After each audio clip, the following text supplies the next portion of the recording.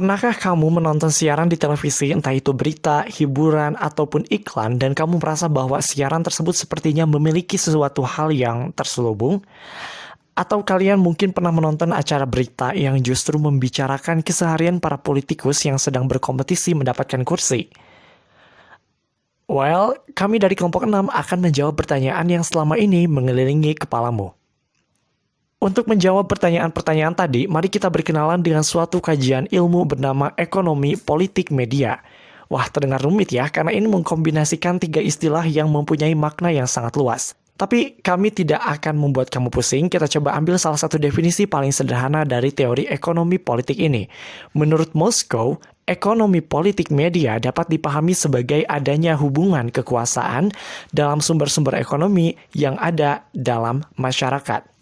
Pada dasarnya, salah satu fungsi utama dari media adalah memberikan ruang publik di mana segala informasi dapat diterima atau diakses oleh masyarakat dengan mudah. Informasi yang disediakan tentu saja harus berimbang, objektif, atau tidak mengunggulkan atau merendahkan satu pihak. Namun, jika sudah berkaitan dengan politik, lain lagi ceritanya. Perspektif ekonomi politik media melihat bahwa media tidak lepas dari kepentingan, baik kepentingan modal, negara, atau kelompok lainnya. Dengan kata lain, media menjadi alat dominasi dan hegemoni masyarakat.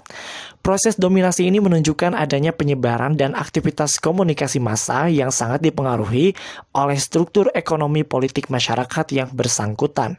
Hal ini menyebabkan realitas atau informasi yang dihasilkan oleh media tersebut justru bersifat bias dan terdistorsi. Para pemilik modal dalam industri media menjadikan media tersebut sebagai usaha untuk meraih untung, di mana keuntungan tersebut diinvestasikan kembali untuk pengembangan medianya, sehingga pengakumulasian keuntungan itu menyebabkan kepemilikan media semakin besar dan semakin besar. Dalam menjalankan media, investor mempekerjakan karyawan untuk menghasilkan produk media. Nah, sejak awal abad 20-an, kepentingan kapital memang telah menentukan arah tumbuhnya media, bahkan besar kuatnya media. Pemilik media dapat dikatakan sebagai bisnismen di mana mereka merupakan pemilik modal yang mendirikan usaha media dan berupaya untuk mencari keuntungan ekonomi melalui usahanya itu.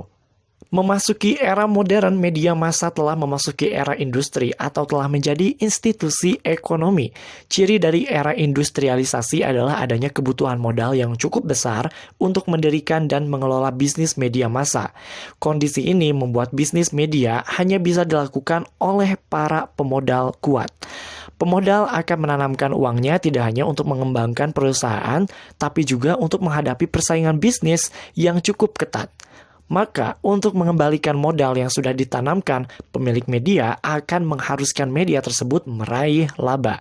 Setiap pemilik media pasti memiliki kepentingan dan tujuannya masing-masing, dan hal ini mengarahkan kita pada sebuah kemungkinan adanya perbedaan pemilik media, maka akan berpengaruh pada konten media yang disiarkan.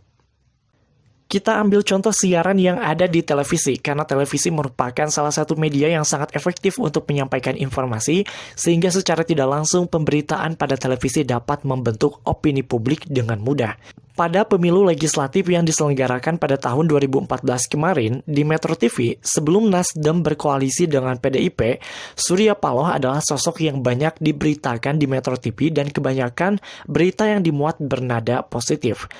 Kita semua sudah tahu ya bahwa beliau adalah pemilik Metro TV sekaligus Ketua Umum Partai Nasdem. Pada saat itu, tidak ada pemberitaan mengenai Jokowi ataupun Prabowo. Namun setelah Nasdem berkoalisi dengan PDIP, pemberitaan mengenai Jokowi melesat lebih banyak. Jokowi juga unggul dalam pemberitaan positif di channel tersebut. Sedangkan Prabowo diberitakan secara tidak seimbang baik dari segi jumlah maupun nada pemberitaannya. Begitupun dengan apa yang terjadi di TV One yang dimiliki oleh Abu Rizal Bakri.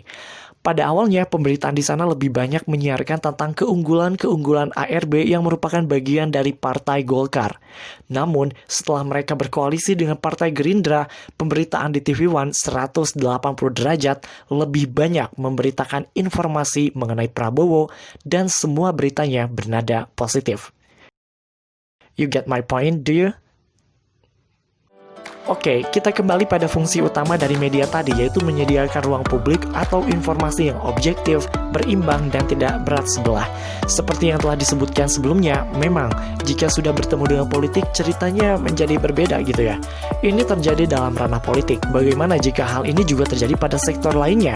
Mungkin saja media tersebut memberikan informasi sesuai dengan langkah yang diambil oleh pemiliknya, bukan sesuai dengan apa yang terjadi sebenarnya.